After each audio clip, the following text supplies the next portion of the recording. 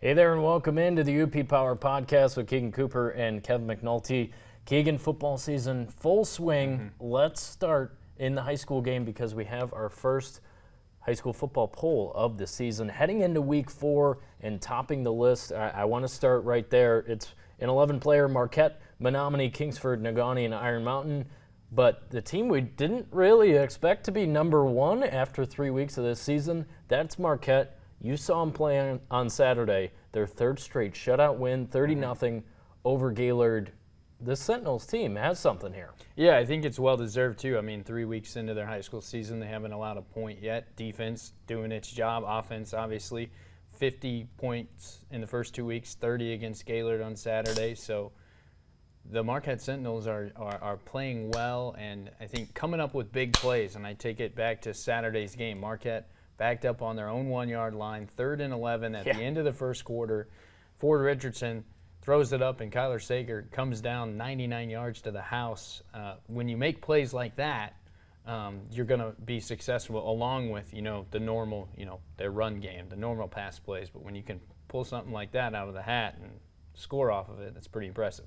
It's really impressive, like you said, because we knew they had these pieces, but would they ever come together? They were a playoff team last year, got bounced in the first round of the postseason, but yeah, Sager has been terrific as a weapon for Ford Richardson. We talked about going into the season that he's a year older, he's a junior, had some starts under his belt from his sophomore season, and this team has really hit the ground running. Now they're down this Saturday at Lowell in the Grand Rapids area. So a long trip for Marquette this week, and then they follow that up with a trip to the Sioux next week. So they'll be hitting the road. Obviously, they have these long trips. Coach Eric Mason, when I talked to him in the preseason, said it's a lot to deal with. You can't avoid it. Driving down to Grand Rapids on a Saturday, coming back, guys are in school all week, and you got to get ready to go the Sioux next weekend. So Marquette, great start. I think they belong at the top of this poll. Yeah, I think well deserved. I mean, when you're 3 weeks into the season and you haven't given up a point, and I would say ran it up on teams in the first 3 weeks when you're scoring 50, you're 55-0, 51-0, and then 30-0. Yeah. When you're outscoring your opponents like that, it's well deserved, and they do belong at the number 1 spot.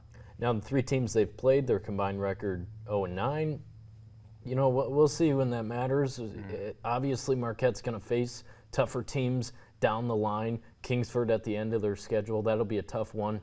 Probably closer than a 30-point game. Of course, you mentioned their first 2 weeks were 50-plus point games, but I think even if they're in a close game, they can find a way to win it. Number 2, Menominee, absolutely. They should be there. Week 1, a win over Marinette in the M&M game. Week 2, Hancock comes down there, and the Maroons dismantle them. Well, they went on the road this week to Westwood, and Westwood, we talked about, has a couple really nice pieces on that team. Ethan Marta, their junior quarterback. But the Maroons, they block and they tackle. Probably better than anyone else in the UP, at least as we observed over the last couple of years. Tanner Turkoff, man, he can go. There's no question. Filling the shoes of his brother when there's not really a ton of pressure on him in that offense. Yeah. Because they're spreading the ball around. Dawson Bardowski, another guy who had a senior brother on that team last year where, he's a weapon. He'll get carries. He'll catch passes from Turkoff. Obviously, they'll go direct snap to some of their other backs as well. And that line, they don't look that intimidating. They don't look like Marquette's line, but, man, do those guys do their job. Like I said, blocking and tackling, that's why Menominee's 3-0. Turkoff, we talked about that block on that one play, their first drive of the game at Westwood. He really enjoys that kind of stuff too, which is good to see. Obviously, he's a receiver, so he's used to that. But now as a quarterback, when he's outside or is expected to block on a certain play, he really enjoys that. I think that's really good for Menominee. No, yeah, I mean, he's not just, passing the ball and handing it off, but also doing the extra things that gets them those long runs and extra yards. And it's been exciting to see him take on that role of quarterback, especially here in the first 3 weeks. There probably have been a little bit of growing pains. I mean, they're 3-0, so maybe not too many growing pains, but it'll be exciting to see what they continue to do and the way that they play with the intensity that they play with. Yeah, Menominee has Calumet at home this weekend. Calumet obviously dropped their first game of the season on Friday to Negaunee, and 3 and 4 will group them together because Negaunee and Kingsford are going up against each other, both 3-0. One of them will leave Flivver Field with a loss on Friday night. What are your early thoughts on this game? You talked to Kingsford yesterday, head coach Mark Navarro, some of their playmakers. I'll be talking to Paul Jacobson and the Miners later this afternoon. What do you this is the best game of the year thus far between these two teams, no doubt about it. Your early thoughts? I think, when you look at both teams, they're going to run the ball. But I think the key to the game and who comes out on top isn't who runs the ball better. It's who can step out and make a few passes, right? Both defensives know that they're going to have to key in on the run and stop the run game. Negaunee going to run the ball. Now, we saw Negaunee just this last week in their last game score some touchdowns through the air. I think that's going to be key for them because Kingsford's defense is going to be keyed on. Negaunee likes to run the ball. They're going to run the ball almost every play, 3-4 yards a down to get to the next first down. So what does Kingsford defense do? Now, on the same flip side, Kingsford, heavy run the ball, but they've had to change their script a little bit this year because they don't have Eli Rouse. Now they have guys that still run the ball, but you're going to see Kingsford get out. Navarro's going to throw the ball a little bit more, hit those guys like Gavin Trevelyan in the flats, hit Gavin Grondin on a route, Jack Kriegel as well. All those guys are athletic and can get out and move and catch the ball. So I think the key for Kingsford is can they stop the Negaunee run? And the key for Negaunee is can they stop Kingsford spreading the field and going for the long ball. Look, I really think it's a defensive battle. Yeah. When you look at Negaunee, they gave up 7 points week 1 to Kewanee, 7 points to Gladstone. That was a kick return, so it wasn't even their defense giving up those points. And then they shut out Calumet. Kingsford shut out week 1 for their defense. They give up 8 points, I'm pretty sure a touchdown and a 2-point conversion to Houghton week 2, and then they shut out Gladstone. So, kind of rubber meets the road this Friday night. Who has the edge, I think, to be able to score 3 touchdowns might win this game. Yeah, it really might. I think, it being Kingsford's homecoming and it being at their place might give them just a little bit of an edge. But Negaunee is no stranger to not playing at home, right? They've made, deep postseason runs. In the Calumet game, it took a while for them to get going, but then they found themselves. And I think they're pretty talented on offense, too. They have an experienced quarterback, just like Kingsford does. Ty Jacobson behind center for the Miners. It's a little bit running back by committee without Kyla Carr this season. He was the guy we were talking about all of last year, now playing at NMU with Rouse. These are 2 teams that Menominee lost to a year ago because they could run the ball like that. It is a little bit different. The Miners with Weston Yesney, Brock Bonovitz have a couple of touchdowns to their name so far for each of them. They have a receiver, Brady Mager, who's tall, lengthy, can catch the ball when needed. So it's going to be a battle. It's going to be old school UP football. We know with these 2 coaches, it'll absolutely be that way. But I think 3 touchdowns wins it. Yeah, that's where I'm at. I don't think that it's I don't think that it's a score fest either. I would agree with that. That 3 touchdowns is probably going to be the mark. It's not how many points can you score. It's the first of 21. Who can score 3 touchdowns. I also think it's who scores first, right? That's going to give you an immediate boost. If you go down and you break through that defense and you get 7 points on the board, or 6 and an extra point, or you go for 2, that's going to give you a huge boost too. A lot of athletes on both of these teams too, so they'll have to be ready come Friday night. I think it's definitely a litmus test for the Westpac. Who in this top 5 can separate themselves, right? So looking on Kingsford's schedule, obviously the Negaunee game this week, then Calumet, Hancock, Westwood. They are the favorite in all 3 of those games. Yeah. But to end the year, last 2 weeks of the season, Kingsford has Menominee and Marquette. We already referenced the Marquette game, but this one will tell us a lot about both of these teams. Looking at Negauni's schedule, it's obviously very similar, being in the same conference. Kingsford this week, then Hancock and Westwood. Should be 2 wins for Negauni. We'll see how those shake out. We mentioned Westwood, certainly dangerous. And then they have Menominee, Houghton, and Iron Mountain to end the season. Kind of the same thing where they each, including this game, have 3 really big tests, big battles ahead of them. We'll see how it goes. Obviously, these 2 teams we expected to be really good to start the season. They have proven us right. Number 5 is Iron Mountain. They were number 1 in the preseason for us. Based on what they did last year in the regular season. I still think they'll go undefeated in the regular season. I told Coach Robin Martela that in the preseason. He didn't like me saying that, but I'm just being honest. Yeah, you should win all of your games like they did a year ago. Now they have. It hasn't been overwhelmingly impressive to this point. They ran up score on Manistee at home this past weekend. Where are the Mountaineers? They're 3-0. We see a lot more wins on their schedule, but where are they at? Number 5, I think is pretty fair given who's in front of them. But as I mentioned, we thought they were surefire number 1 going into this year. Yeah, I mean, the Mountaineers, they're 3-0, playing solid football, not doing anything wrong, right? You can't be unhappy. I mean, you can be unhappy, but you're winning, so you can't be unhappy. Right. I think that they belong at 5 this week, too. I think it's when they get later on into that schedule, and for some of these other teams, those key games, are they winning them? Are they losing them? Where are they stacking up against those other teams is going to see. I think Iron Mountain will get better every single week, and I think that's the case for every single team. They're just going to continue to get better and more comfortable with each other because their scheme is a little bit different this year, and I think we've seen that with a lot of high school teams. A lot of these players graduated, and now they have to kind of change their scheme a little bit. Whether they were a heavy run team, maybe they're not a heavy run team now. Maybe they're a little bit of a combo. I think it's tweaks here and there. Obviously, Luke Wolf was the workhorse for Iron Mountain in 2023.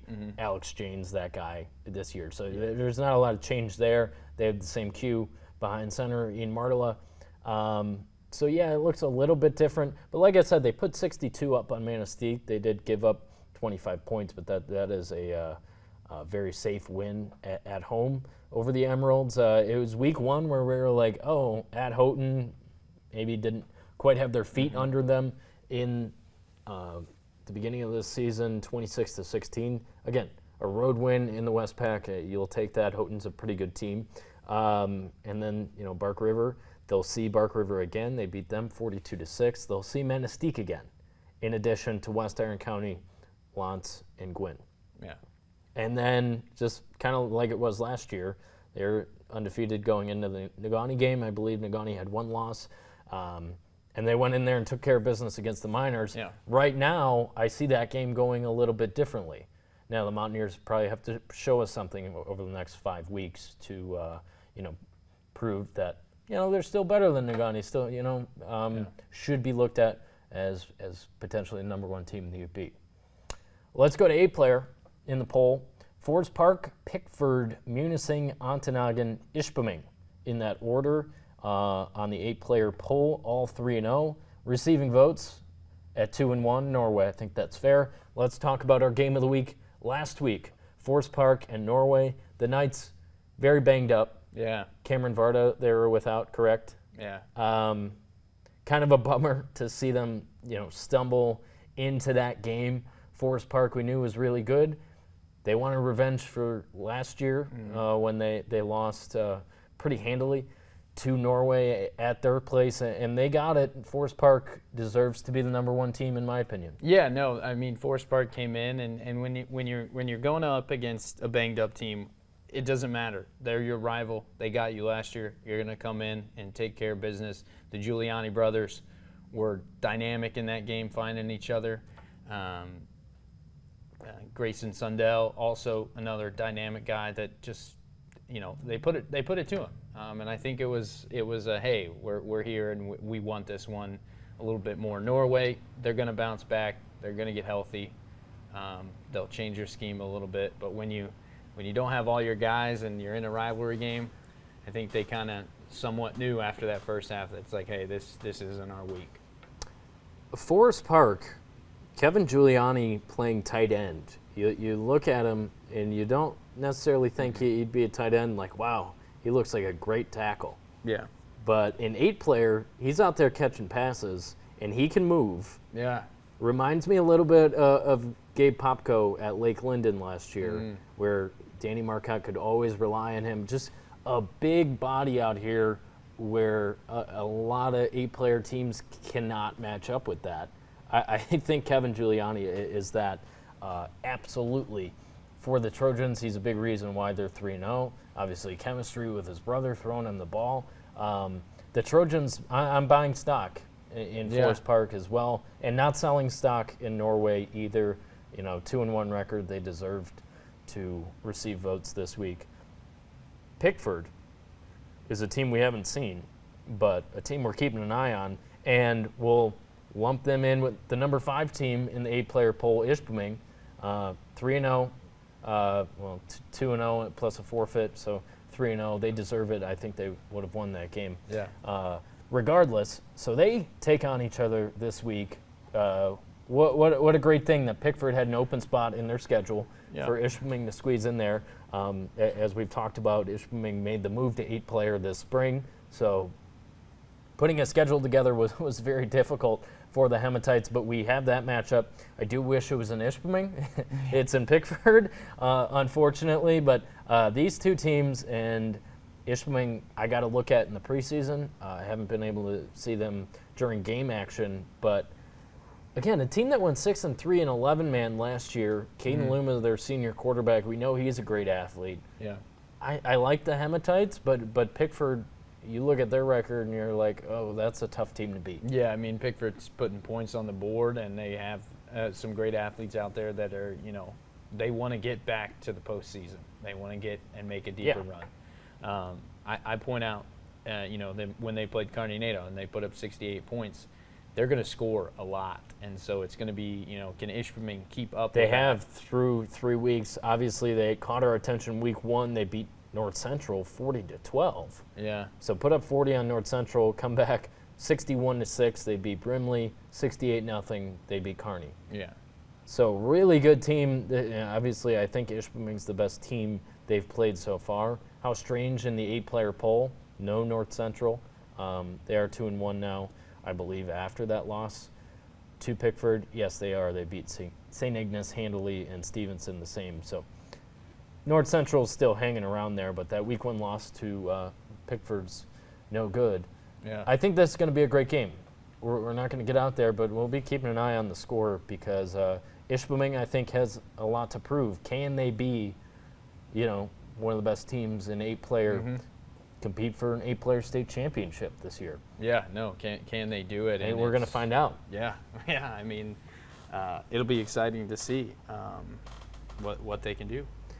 Munising at number 3, I think they have a lot going for them. We've been out to see them a couple times. Really, I think last year, definitely a disappointing year trying to figure out who they are after losing that senior class that won them a state championship in basketball. But Carson Keenitz, that week 2 performance was unbelievable. They have Trevor Nolan, another guy who excels on the basketball court.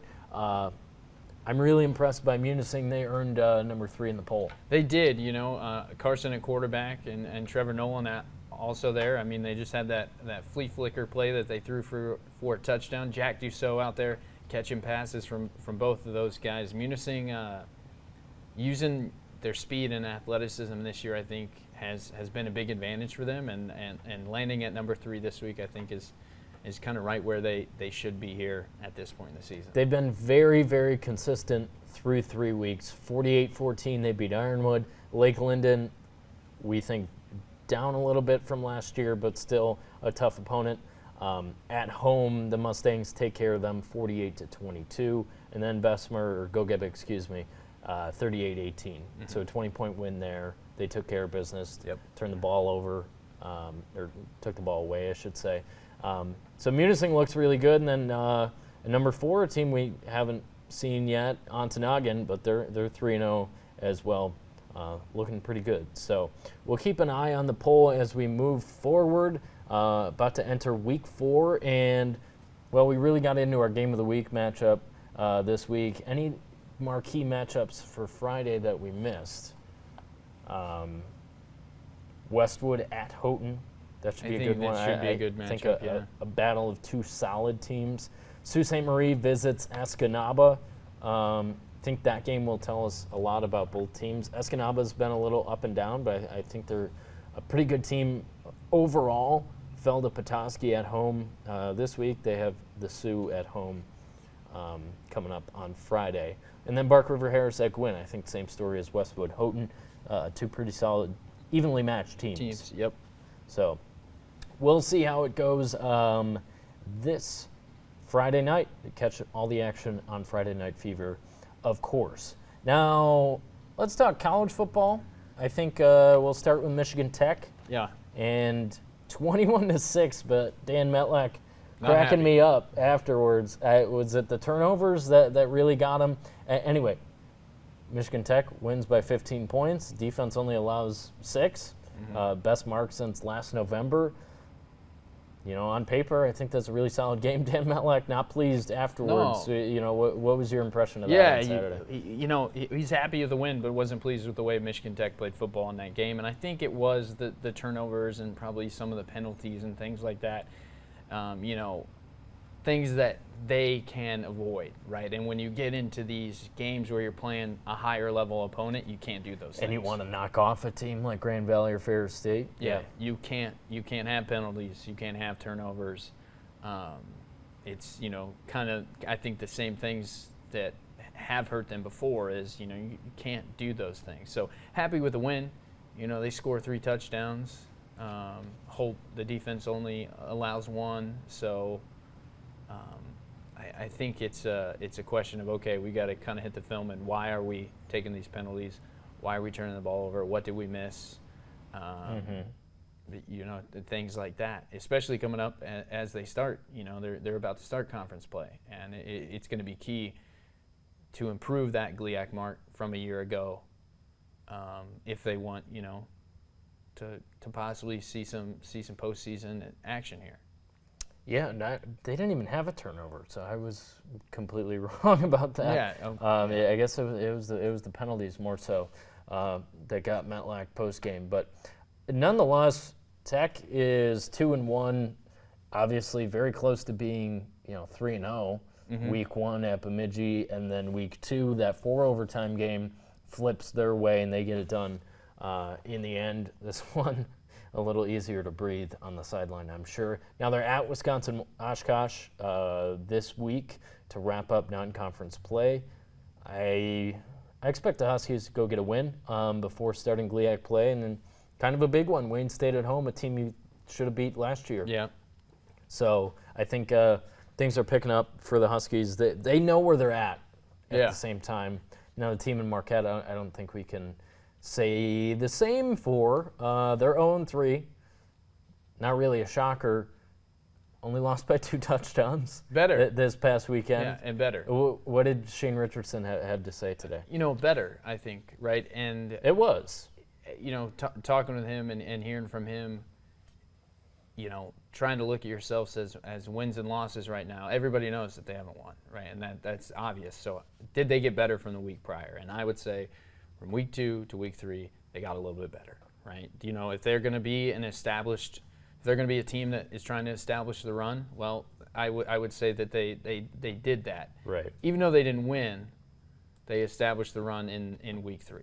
Our guy Eli Rouse. Yeah, 138 yards, 15 carries, 77-yard touchdown. Darn impressive. Yeah, impressive for true freshman. We both knew he had that in him, but going out there and showing it during the game, his 3rd ever college game. And Richardson said he'll keep going back to him as long as he's healthy, right? Yeah, if he's available, he's going to be out there. If you're able to produce like that, there's no reason that he shouldn't be. On the flip side of that, I think they need to throw the ball more. I really do. We said this last week, and I agree with you. This week it was 18 attempts for Aiden Horde. He was under 50% again, 8 for 18, 118 yards. He had 2 touchdowns. So good on him there, both to Michael Love, who's proven to be a pretty darn good receiver for him. was the week before. Nagani's Nico Luukarainen had a receiving touchdown from him. So there were glimpses. But, yeah, you and I think, both agree they're chasing in the second half, run the ball. Yeah. I'm going to see not going to that. help. Not also going to instill confidence in Horde. You know, he's just a sophomore. Didn't start all of last year. Still trying to get his legs under him, obviously, and he's got to, test himself a little bit more. Yeah, I mean, They give him that chance. I'd like to see that number around 30 passes, 30 attempts. Yeah, maybe. Maybe. I mean, but on the flip I don't side, think there needs to be a benchmark either. Yeah. Just probably throw the ball a little bit more. So, yeah. At home for the Wildcats this weekend, it's homecoming against Alma, D3 powerhouse, you'd call them. Yeah. Took care of the Wildcats last year, and then GLIAC play starts with Saginaw. On paper, a better team than Northern. Grand Valley State, I don't know if that one's going to be close. So maybe I think they have a chance to knock off Alma at home this weekend. They have a chance. But if they don't, then you're staring at 0-6 for that Roosevelt game, which we circled on the calendar before Which the is season. a must-win. Absolutely is. Yeah. Like, looking at the rest of their schedule and realistically, their best opportunity to If win. they drop the 3 games in front of them, Yeah. Alma, we mentioned, tough team coming in to Marquette. Saginaw coming into Marquette to open GLIAC play. Then Grand Valley at their place. At Grand Valley, yeah. That's not happening. So, like I said, we'll see what they got Saturday afternoon. It's a pretty big one for Northern Michigan in terms of where this season will go. Jump up to the Big Ten D1 college football, kind of a snoozer of a weekend, in my opinion, in terms of games. We had South Carolina, LSU was a good one. LSU pulls that out on the road. It looks ungodly hot in Columbia, South Carolina. Michigan at home, they win over Arkansas State. Okay. I think that was, So they're 2-1. Michigan State 3-0. They beat Prairie View A&M. Hey, they got in the history books, 100-yard interception return. Okay. Pick 6, 100 yards. Yeah, I didn't. That, of course, after the Spartans had a very impressive win at Maryland, where they had no business winning it, but they pulled it out. Even though Aiden Childs threw 3 picks, 3 bad picks to the Terps at their place. So, Michigan State things could be way, way worse. Yeah. But big headline for the Wolverines this week, they're going to make a change at quarterback. Thank God for anyone that watched Davis Warren. This was a guy that Sharon Moore thought could just be J.J. McCarthy. He cannot. No, that's not working because Alex Orji sitting behind him. These two were in competition. After last season, it was pretty much determined that Orji would be the guy to get the start. I think I probably said that on this podcast over the summer, where I'm like, okay, looking forward to watching Alex Orji. He's this athletic guy, but they went with Davis Warren to fit the mold of J.J. McCarthy. Not going well. Obviously, they got smoked by Texas at home in week 2. And it's another big one at the Big House this weekend. USC comes in. Yeah. Their first Big Ten game. They're off to a flying start. That week 1 win over LSU was big on that Sunday night in Vegas. So Michigan kind of now or never. If you drop this one, you're probably not going to be in the Big Ten championship game, right? Yeah. Because now you have a Big Ten loss, and you have Ohio State and Oregon, who seem like they're ahead of you. Penn State is ahead of you. Yeah. At the end of the day, in terms of getting to a Big Ten championship, and that's a resume builder, right? So 2 losses, they're out of the playoff. They lose on Saturday. Pretty crazy to say. Week 4 of the season, the defending champs are not really contending like for a 12-team playoff, but that's what they're looking at this week if they can't match up with USC. No, they have to bring it because USC is going to be ready. And the change, I really like USC. Yeah, the change at quarterback for Michigan. I think Alex Orji I think it's the right. If you watch these games, I mean, Well, yeah, the interceptions that I think the Michigan had to Arkansas State. He looked really bad. Yeah. On Saturday. So Yeah. I think it's the right move. Now, can they beat USC right now? I know they're at home, but that didn't matter against Texas. USC's taking a step on defense. Miller Moss could be in New York for the Heisman Trophy ceremony by the end of the year. So I don't know. I like USC where they're at. Michigan don't look so good. At the same time, I think there might be an adjustment for Alex Orji leading the offense. He's taken snaps here and there, but he hasn't, been in charge and had that weight on his shoulders. So throwing him in there against USC, that's going to be tough. Now the Spartans on the road at Boston College. Okay, let's go Michigan State. I know they didn't. That would have people's attention because then they come home the following week under the lights. Ohio State comes in.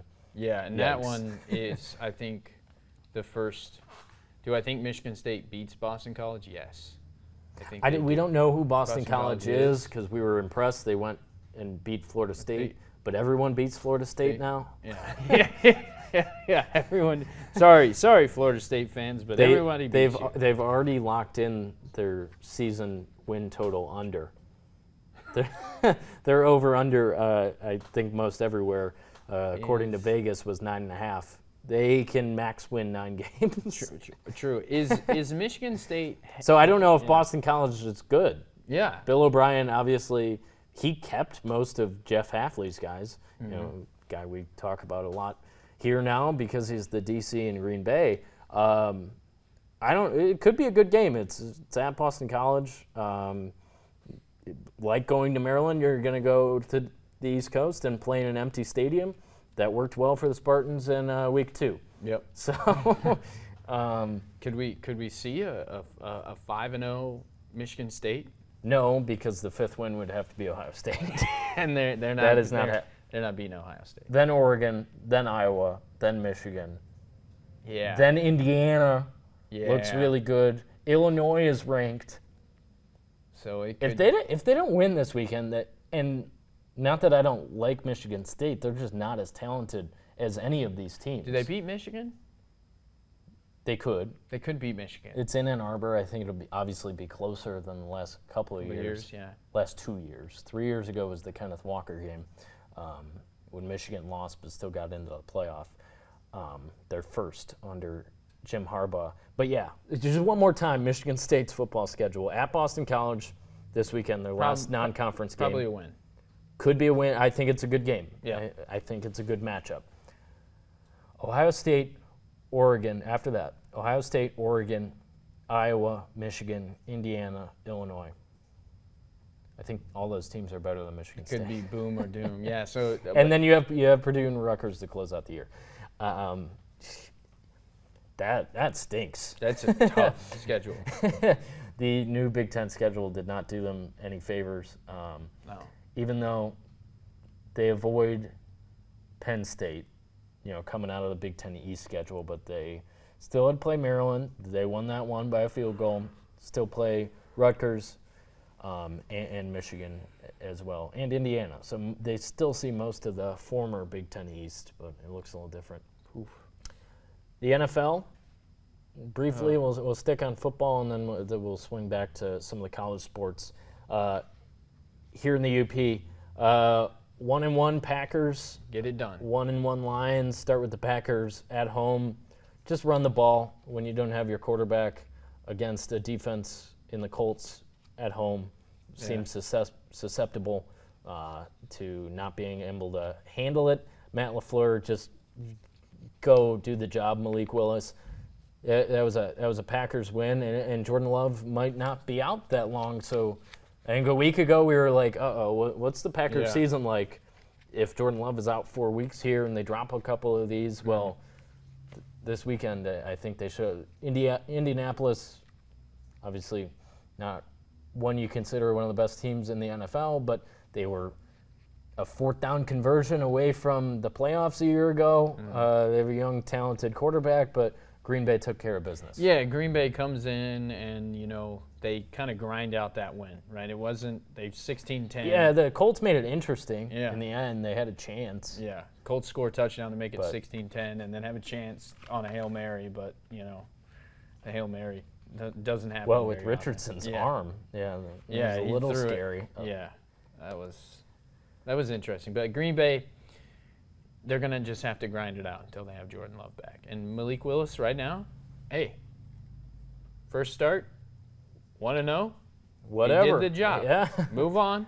Forget about it. That's what I'm saying. Like, I know Packers fans rarely get on Matt LaFleur, but just like this win shows you how good of a coach he is. Yeah. Hey, this is our game plan. Go do it. Quarterback they signed right before the season. Did not go through camp with them. Which is wild when you think about that, right? They let go of their other two quarterbacks, their backups, and then they sign one.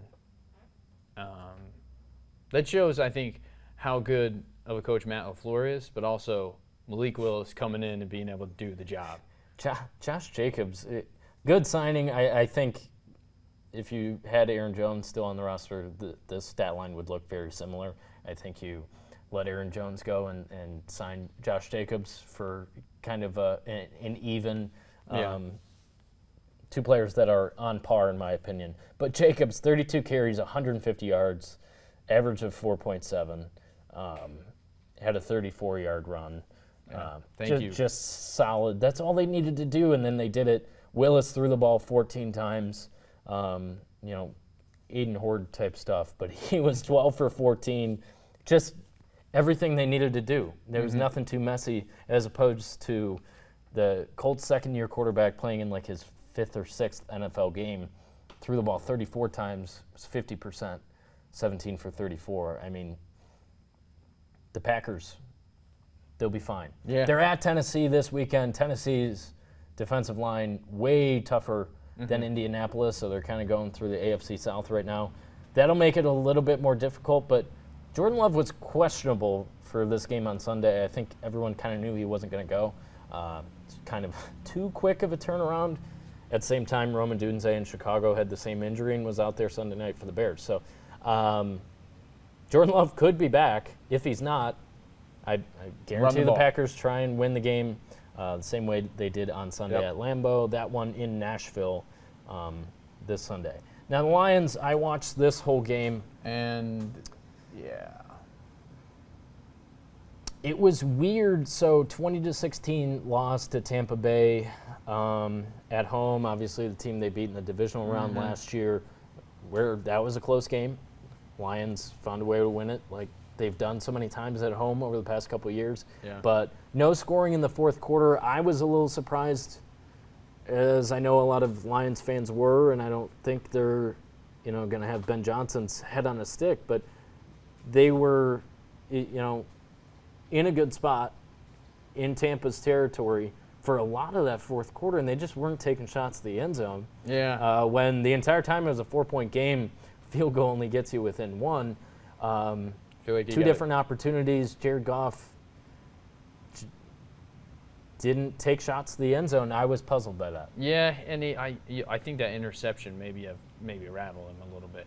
Jared Goff throws that interception. And he had 2 on the day. And he had 2. So, but yeah, you're down 4. You got to take a shot. You got to you got to get ahead. You got to score. A field goal doesn't do anything for you. They just looked not together throughout that game. Maybe it was Jared Goff. Maybe it was. I agree. They just discombobulated. St. Brown showed up. Yeah. He had 11 catches, 119 yards. After week 1, that's a positive.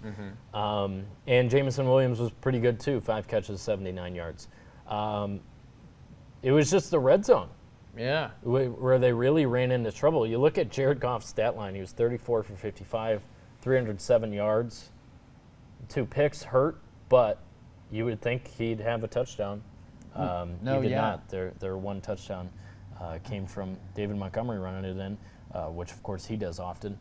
Yeah. It was just kind of a clunker for the Lions, but obviously the headline after the game was Dan Campbell completely putting it on himself for what happened at the end of halftime.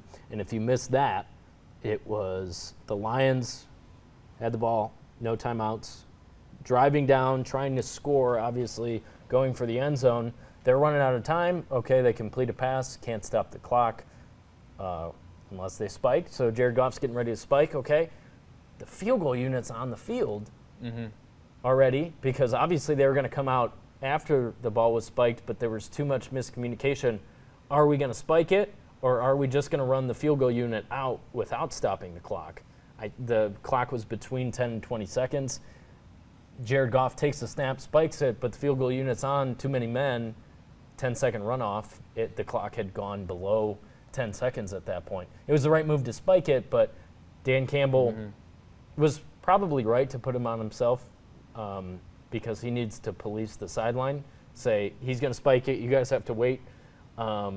Probably more than just Dan Campbell and their coaching staff that should have been facilitating that exchange. But yeah, that was pretty bonehead just by the Lions as a whole.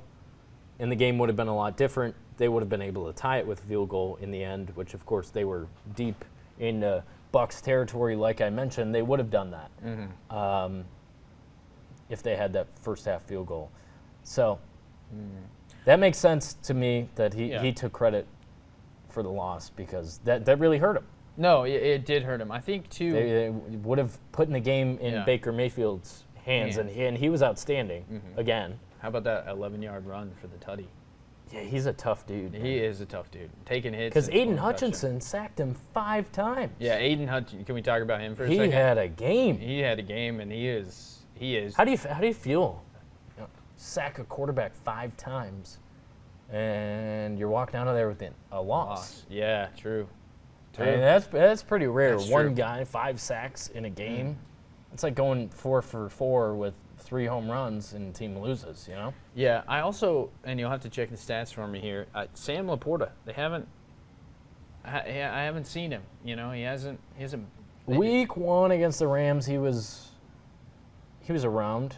Yeah. 2 catches, 13 yards in the game against the Bucs, so wasn't really a part of the offense at all. And I think that's I don't know. I feel like they got to go to him more. I agree. I feel like they got to. All right, switching gears. Lions at Cardinals on Sunday. Cardinals smoked the Rams, who are really banged up, but Cardinals don't look like a joke anymore. The Tigers are a game and a half back of the wild card. How did this happen? Minnesota keeps losing. They lost to Cleveland last night as Matt Vierling knocked in the winning run in the 6th inning. So the Tigers' bullpen's been so good. Their dugout absolutely fired up. Can they do it? I think they can. Can they go to the playoffs? I think they can. They're a better team than Minnesota right now.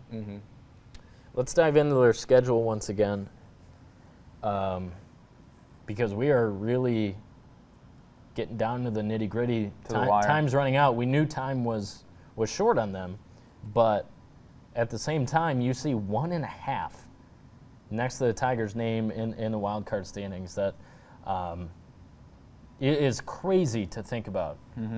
They got hot going into the All-Star break, then coming out of it, there wasn't much there. They were below 500, probably still most of the second half, and boom, they have turned it on.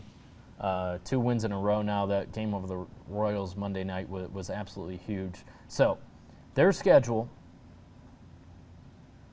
going forward here to wrap up the season. Obviously in Kansas City right now, 2 more against the Royals. You got Mize going Tuesday night, Skubal going Wednesday night. That bodes well. And then the Orioles again, they took 2 of 3 from the Orioles at home. They got to go to Baltimore. Home for the last 6 games of the year, Tampa and the White Sox. Yeah, so I think we can write up 3 wins against the White Sox. I'm so much looking for. Yeah, the White Sox have won 3 in a row. The boys are hot. The boys are hot. Uh-oh. And they actually are playing for something because if they win 6 out of their last 11, they're good. They avoid history. They're not the worst team ever. There we go.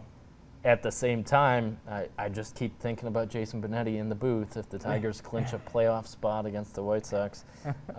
Unbelievable. But, look, I think they take care of business. They have starters scheduled for the last game in Baltimore and the first 2 games of Tampa, too. We'll see if these change. But game 1 in Baltimore, it's going to be Kyler Montero, who was outstanding, obviously, Friday night. No, it wasn't Friday night. That was when they had the perfect game into the 7th. But his last start, really, really good for Kyler Montero. No one scheduled for second game in Baltimore. They might do an opener situation. That was the Friday night game that we were talking about. They should have had a no-hitter, but they won that one anyway. Narrowly 1-0. Then you have my Scubo Montero set for last game in Baltimore, first 2 in Tampa. So I think they can do it. Yeah. Let's check in on Minnesota, who obviously the Tigers don't play again. I absolutely can't stand the MLB scheduling. Yeah.